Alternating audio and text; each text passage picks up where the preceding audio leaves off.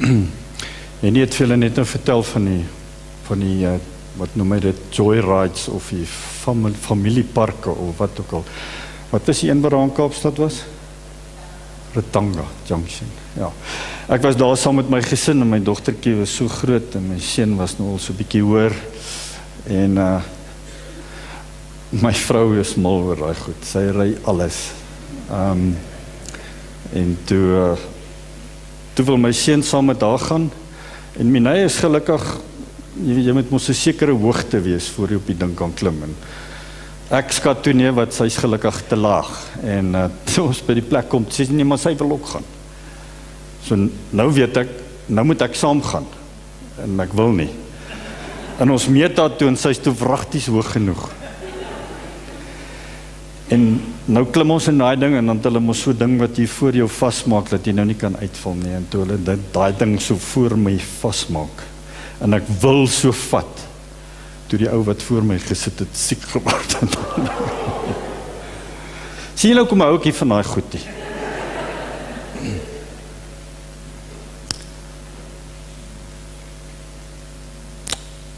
Ons het onlangs amper 40 dae gelede Jesus se kruisiging en sy opstanding gevier. En in die Christendom is dit sekerlik die belangrikste moment ooit. Oor 'n paar dae, donderdag, vier ons sy hemelvaart. Op 'n dag wat voorheen as 'n godsdienstige vakansiedag gevier is. En dis een ding as die wêreld nie meer die dag wil uitsonder nie, maar is 'n ander ding as Jesus se volgelinge van die dag begin vergeet. En dit het my laat wonder of Jesus se hemelvaart net 'n nagedagte begin word het. Net 'n terloopse gebeurtenis na Jesus se kruisiging en sy opstanding. Julle kan julle Bybels oopmaak by Handelinge 1. Dis Lukas wat hier skryf.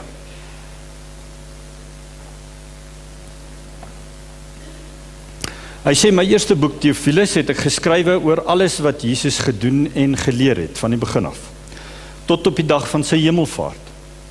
Voordat hy in die hemel opgeneem is, het hy deur die Heilige Gees bevele gegee aan die manne wat hy as apostels uitgekies het.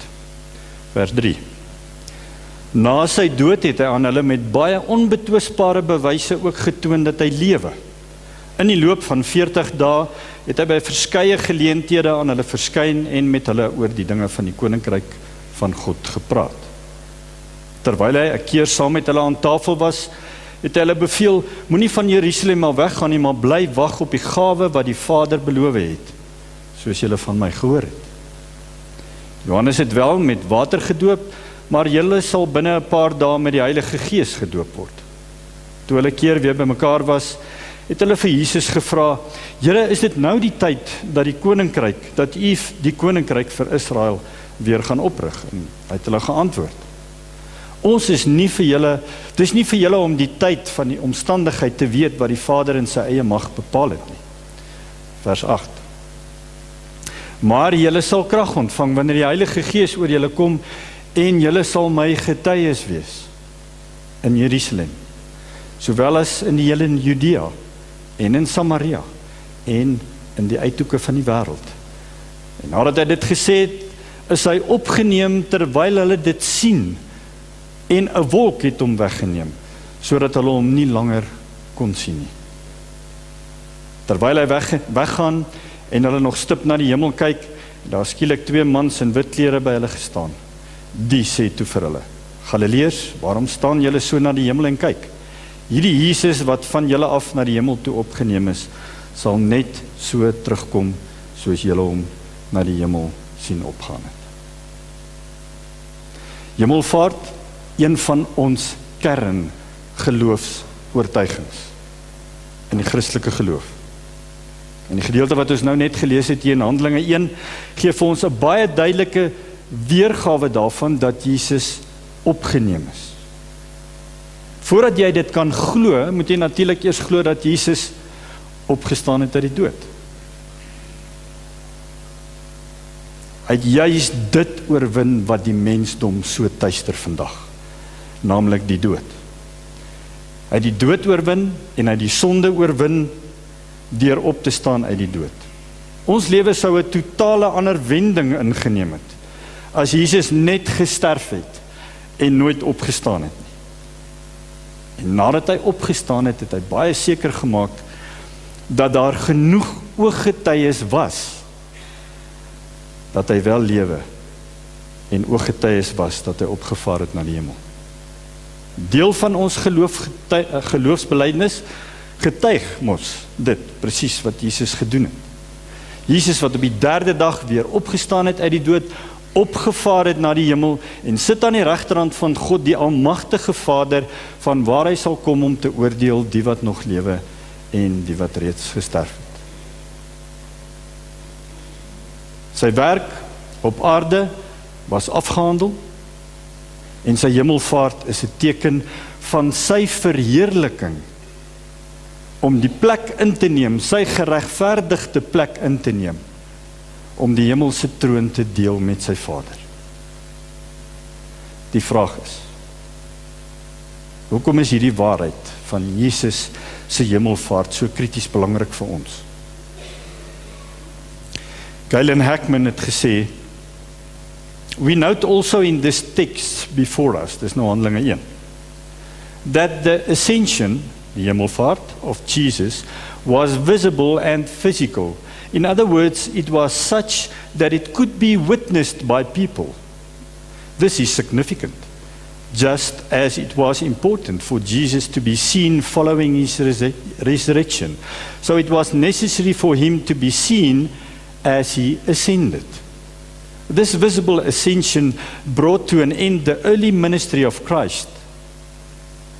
Had his appearances merely ceased, or had Jesus merely vanished without a trace, it would have been easy for the skeptics, then and now, to claim that the post-resurrection appearances and the resurrection itself were mere fabrications.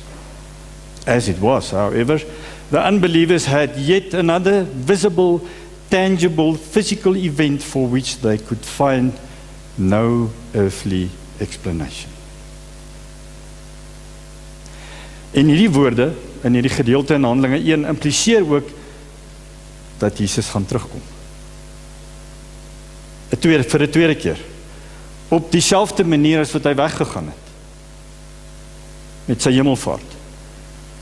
Spesifiek in sy verheerlikte fisiese liggaam op 'n manier wat sigbaar is vir almal.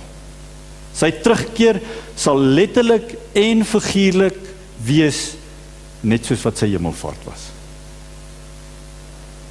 So kom ons bedink net vir 'n oomblik die betekenis van Jesus se hemelvaart en die voordele wat dit vir elkeen van ons inhou.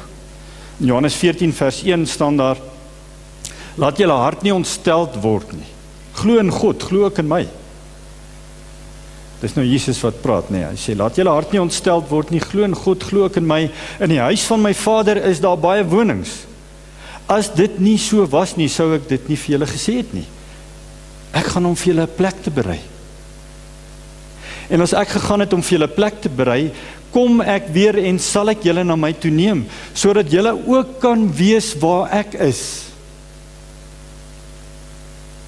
Geliefdes van die Here Jesus. Hy gaan kom. Maak nie saak wanneer nie. Hy gaan kom. Die vraag is jy gereed daarvoor? Jy moet net glo in Jesus jou redder, die Seun van God. En dan moet jy dit bely. En wanneer jy dit reg kry om dit opreg te doen, sal die vrug in jou lewe dit wys. Dit sal sigbaar wees. Dis al wat ons moet doen. Jesus het die res alles vir ons gedoen. Hy het sy lewe gegee vir my, hy het sy lewe gegee vir elkeen van ons wat hier sit. En daar's oral in die wêreld mense wat hulle lewe vir Jesus gee. Is jy gereed vir wanneer Jesus weer aarde toe kom? En gee jy om of ander mense gereed is vir wanneer hy weer kom?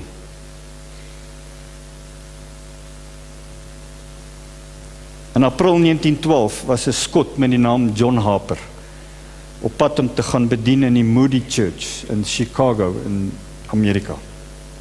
Hy was aan boord van die Titanic toe die Titanic gesink het. So ook sy suster en sy 6-jarige dogtertjie. Sy vrou het 6 jaar van tevore te sterwe gekom toe sy geboorte gegee het aan hulle dogtertjie. Oorlewendes vertel dat toe die skip begin sink, het John almal om hom vermaan om gereed te wees om Jesus te ontmoet, sou hulle dalk vandag doodgaan. Hy het seker gemaak dat sy suster en sy dogtertjie aan boord is van 'n reddingsbootjie en hy self het agtergebly op die Titanic en het aangehou om die evangelie van Jesus Christus te deel met almal wat bereid was om vir hom te luister. Nadat die skip gesink het, het hy in die ysige water rondgedobber en hy het vir 'n man wat naby hom ook in die water rondgedobber het gevra, "Are you saved?" "No, I'm not saved," het die man gereageer. En John het vir hom gesê, "Believe on the Lord Jesus Christ and you will be saved." En hy het sy lewensreddingsbaadjie uitgetrek en hy het dit vir hierdie man gegooi. En hy het vir hom gesê, "You need this more than I do." Oomblikke later het John onder die water verdwyn. En hy het geweet, "I'm going up, I'm not going down." 4 jaar later het die oorlewendes van die Titanic reunie gehou en 'n man wat daar was het getuig, "I was John Harper's last convert." Ek was die laaste persoon wat John na Jesus toe gelei het. Wat beteken dit vir ons dat Jesus opgevaar het na die hemel? Dis duidelik wat Jesus se doel was daarmee. Hy sê, "Ek gaan om vir julle plek te berei."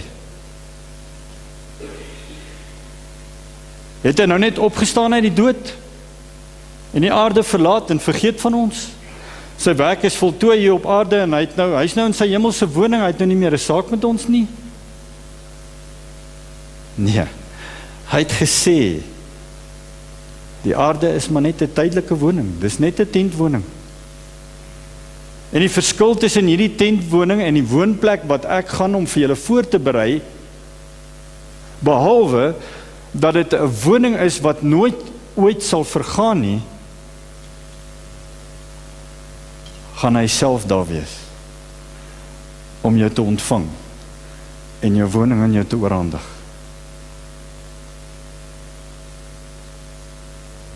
Ek kan my net nie die vreugde indink nie. En ek sê eerlik as ek dit sê, dis my onmoontlik om dit te bedink. Ons gaan eendag in die Vader se huis wees.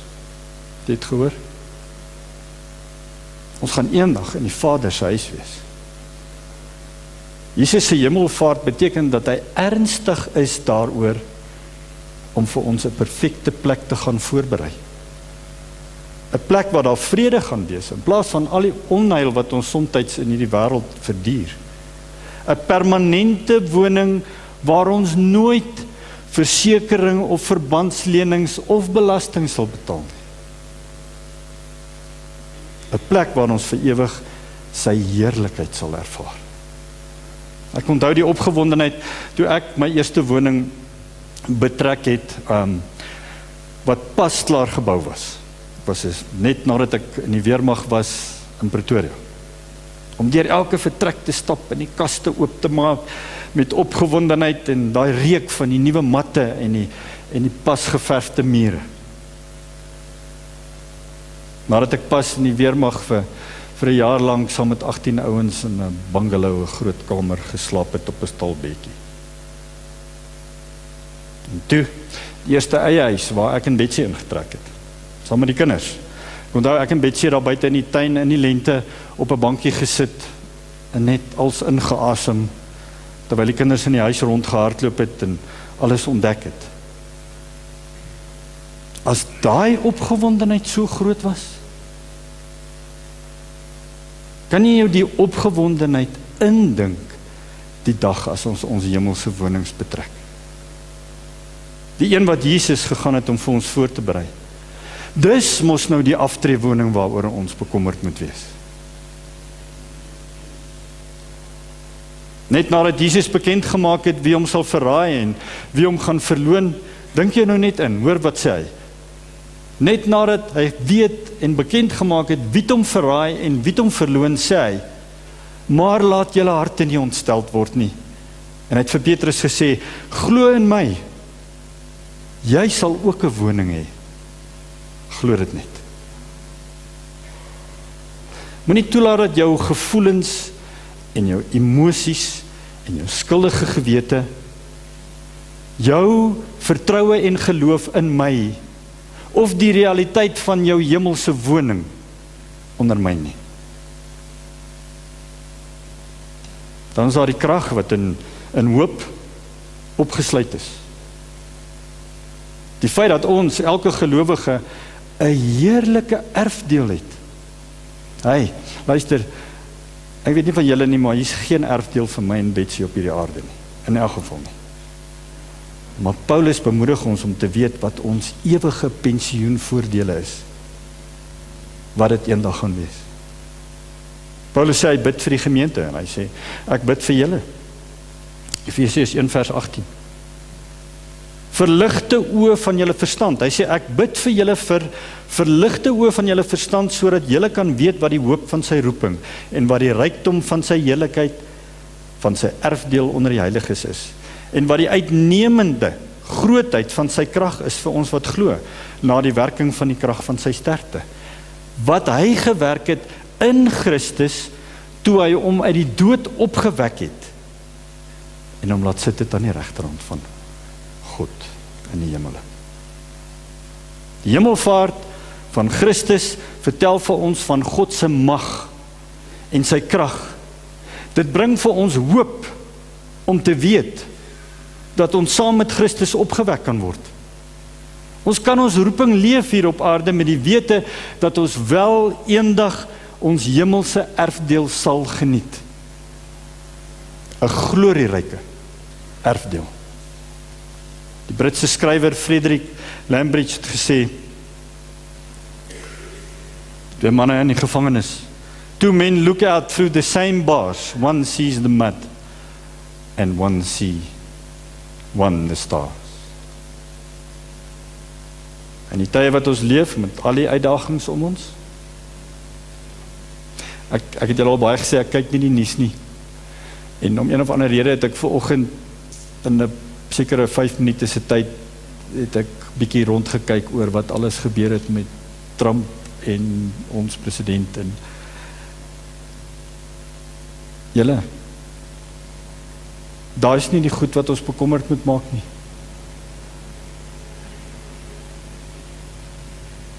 Ons het hoop. Ons het hoop wat ander mense nie het nie. Let's see the stars. Ons is in die wêreld, maar ons is nie van die wêreld nie. Johannes 17 vers 13 tot 19 staan daar, en ek gaan dit net vir julle lees. Maar nou kom ek na u toe en ek spreek hierdie dinge in die wêreld sodat hulle my blydskap volkome in hulle kan hê. Ek het hulle u woord gegee. Dis nou Jesus wat met die Vader praat, nê? En die wêreld het hulle gehaat omdat hulle nie van die wêreld is nie, net soos wat ek nie van die wêreld is nie. Ek bid nie dat u hulle uit die wêreld wegneem nie, maar dat u hulle van die bose sal bewaar. Hulle is nie van die wêreld nie, net soos ek nie van die wêreld is nie. Heilig hulle in u waarheid. U woord is die waarheid. Soos u my gestuur het in die wêreld, het ek ook hulle in die wêreld gestuur. En ek heilig myself vir hulle, sodat hulle ook in waarheid geheilig kan word. Ons moet ons harte rig op die dinge hierna, die glorieryke erfenis wat Jesus vir ons verseker het, deur die kruis en die opstanding en deur sy hemelvaart. Eerder as om in 'n groef vasgevang te wees van al ons omstandighede hier op aarde. Met oë van geloof gefokus op die uiteindelike hoop, Jesus Christus, wat weer kom, om elkeen van ons te kom haal wat gretig op hom wag.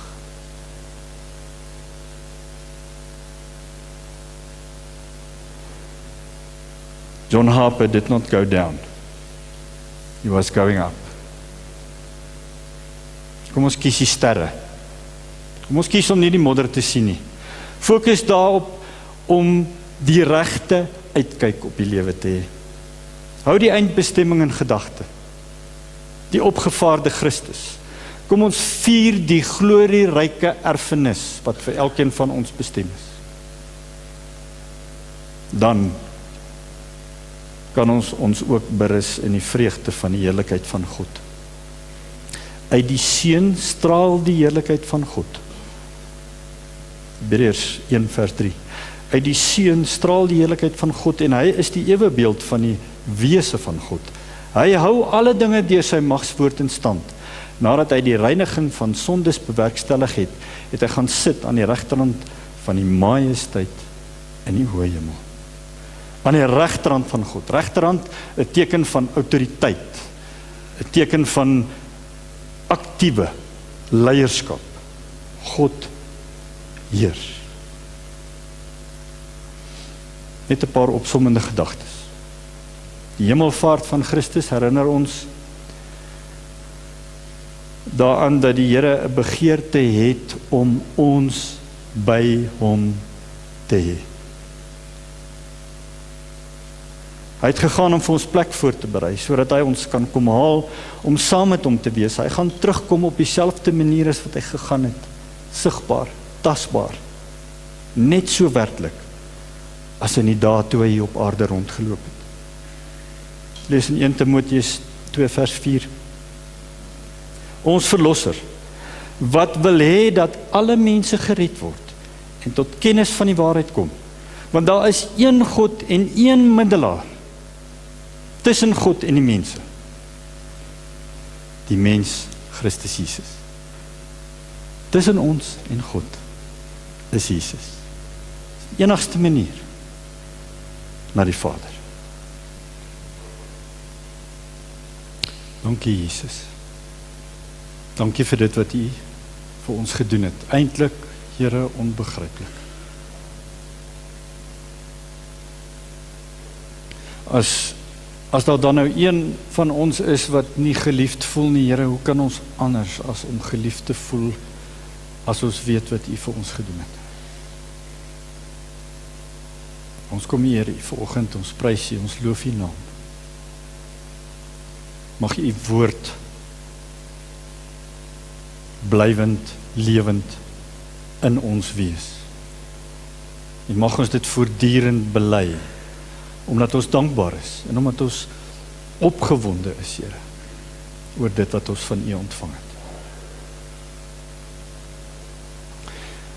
Jesus se hemelvaart is 'n bewys dat dit wat hy vir hulle gesê het, die waarheid is.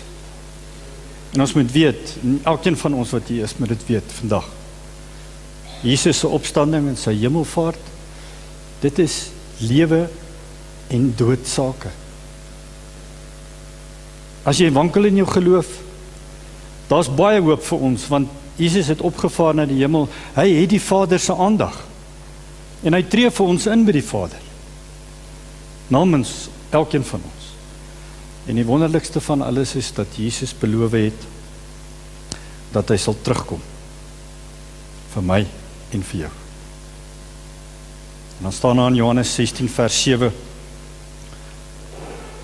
maar ek sê vir julle die waarheid, dit is vir julle voordelig dat ek weggaan, want as ek nie weggaan nie, sal die trooster, dis die Heilige Gees, nie na julle toe kom nie, maar as ek weggaan, sal ek hom na julle stuur. En as hy kom, sal hy die wêreld oortuig van sonde en van geregtigheid en van oordeel, Van sonde, omdat hulle in my nie glo nie, en van geregtigheid, omdat ek na my Vader gaan, en julle my nie meer sal sien nie. Ons vier van volgende Sondag af Pinkster. Want dit is so dat dit waar geword het. Hy het die Heilige Gees na ons toegestuur, toe hy opgevaar het na die hemel. Dis nie net 'n nagedagte nie, sy hemelvaart nie. Jesus het opgevaar en die Heilige Gees is nou my en jou voorspraak. Hy is ons leidsman, hy is ons trooster. Kom ons hoop in hom. Kom ons hou vas aan ons geloof en mag die Here se teenwoordigheid deur sy Heilige Gees vir elkeen van ons 'n lewendige ervaring wees. Soek hom. Want hy het gesê, as jy tot my nader, sal ek tot jou nader. Amen. Vader, dankie dat ons vandag op hierdie manier u kruisdood kan herdenk, maar ook met opgewondenheid kan uitsien na 'n tyd waarin ons u hemelvaart vier en Pinkster vier. Ons bid vir Waldo, wat saam met een van sy ouderlinge kom van die Parel af en om by ons te kom bedien. Vader, dankie vir die woord wat u op sy hart gelê het. En ons is gereed om dit te ontvang, Here. Ons is altyd gereed om te hoor wat u vir ons wil sê. Ek kom bid sommer ook nou net vir Rudy en vir Henny en vir die uitreikspan na in Mosambiek. Here, seën hulle. Dankie vir dit wat u al alles in hulle midde gedoen het hierdie week en die manier waarop u hulle gebruik het. Ons bid, Vader, dat hulle tyd daar geseënd sal kan afsluit, dat dit vrug sal hê en dat hulle veilig sal terugkom hier na ons toe. Here, mag u verheerlik word deur ons lewens. As ons hier uitstap vandag, hou ons bewus daarvan, Here, dat ons u Gees ontvang het die dag toe ons Redder Jesus Christus aanvaar het as ons verlosser. En soos wat u Gees in ons beweeg, maak ons gehoorsaam. Ek bid dit in die naam van Jesus. Amen.